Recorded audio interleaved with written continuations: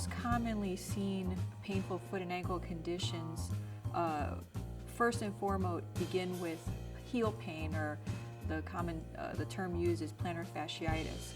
That is by far, in my clinical practice, the most commonly seen foot condition, and also a reason for referral for me to see as a specialist.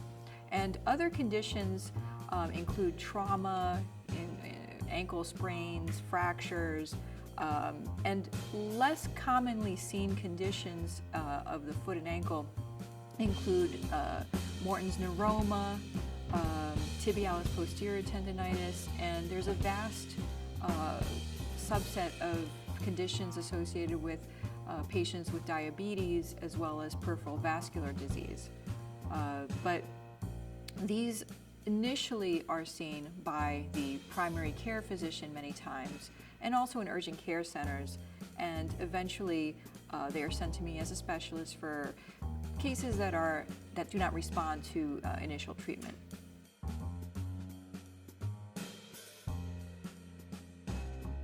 A lot of these conditions, since they are dealing with arthropathies and also inflammatory aspects of inflammatory conditions of the soft tissues, are initially treated with the non-steroidal anti-inflammatories, as well as the oral steroids, and sometimes the primary care physician will even give a steroid injection for many of these conditions. And when we're talking about trauma and post-op, a lot of the patients are given narcotic analgesics, and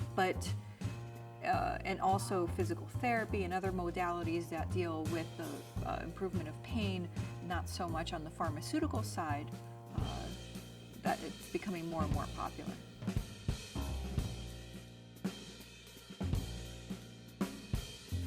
In most cases, surgical intervention is not the first treatment option. In most cases, we try to initiate some sort of conservative treatment plan, and if a patient does not respond to these conservative treatment plans, then surgical intervention is indicated, unless we're talking about cases of trauma where there are fractures that are highly dislocated, highly unstable, and in those cases, surgical intervention for the management of a painful condition would be indicated initially.